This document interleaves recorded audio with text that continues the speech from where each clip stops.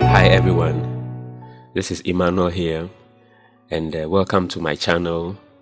So today we'll be going through how to create some very nice soft shadows of anything you would want to. Let's just jump right into it.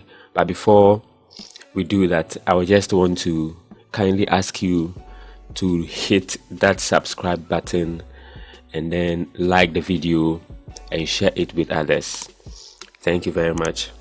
So here in Photoshop, we are creating a new document, any size of document you want.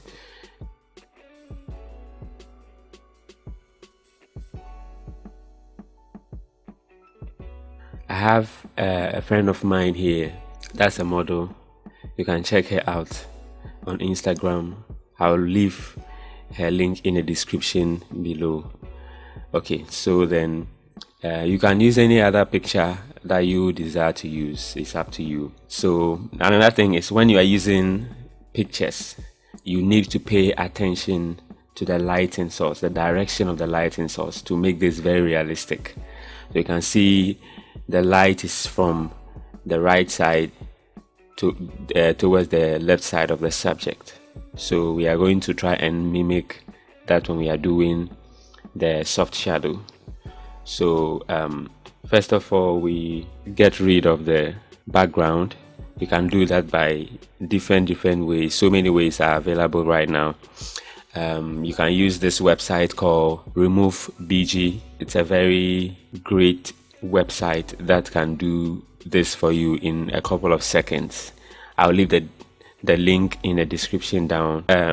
In Photoshop also, you can use the quick selection tool. You click on the subject, you go ahead, you select subject, and Photoshop will do the rest of the work for you. So you can check if it is a good enough selection. If it is, then you go ahead and then you do what you have to do.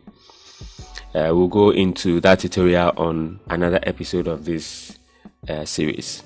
Or you can use the pen tool to actually select the subject, which is much more stressful, if I may say that, because you would have to actually zoom in and make sure you do the right selection at the edges of the subject. That will also be another tutorial for another day, but for now we would just continue because I've done this already.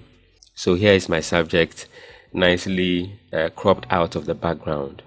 Okay, so I'll duplicate it, convert it to a smart object, and then from there rasterize this layer. Okay, then in the 3D option at the top right here in Photoshop, choose the option New 3D Extrusion from selected layer. I wouldn't want to switch to the 3D layer workspace, so I'll tell Photoshop no. Okay, so when you look at this, you can see that it extrudes whatever subject I'm looking at and then creates a drop shadow. The drop shadow is right here, and then the extrusion is right here, but we don't want the extrusion, we want just the shadow.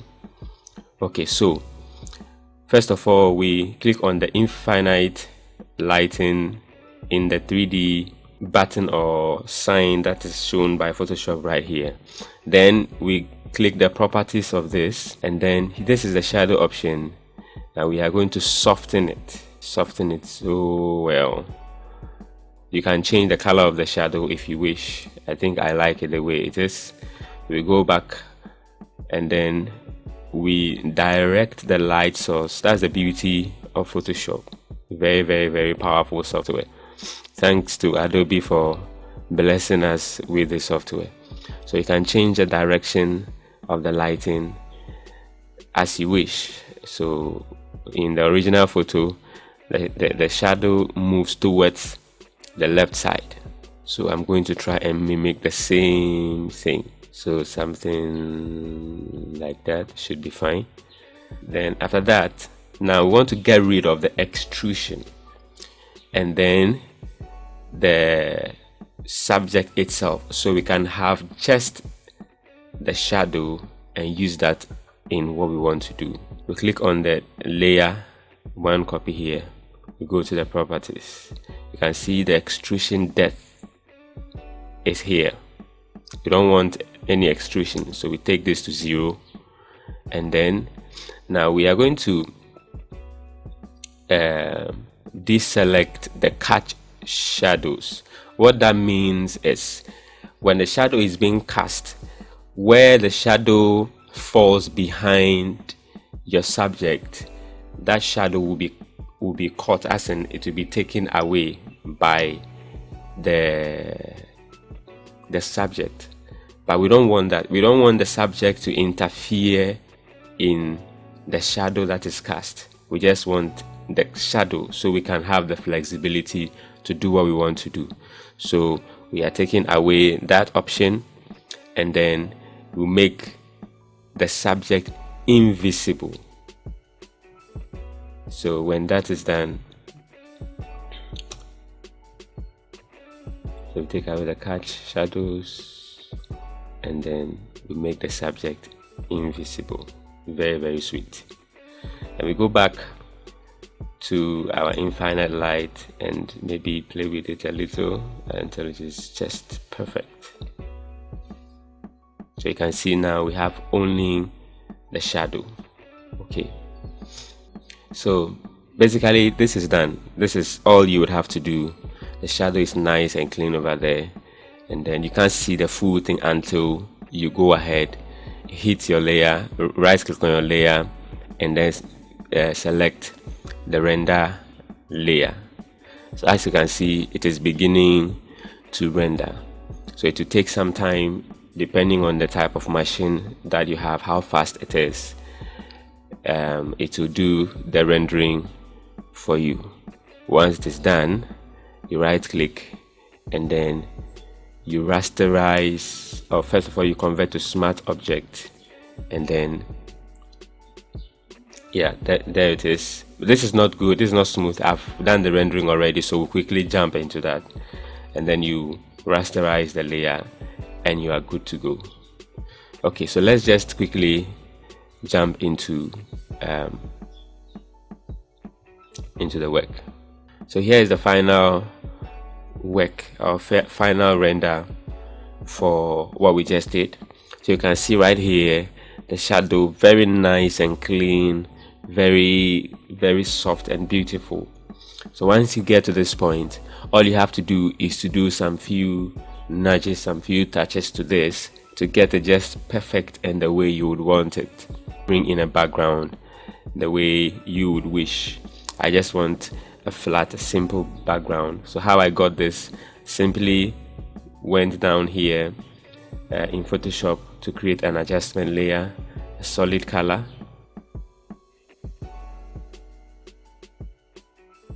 and then you choose the color you desire.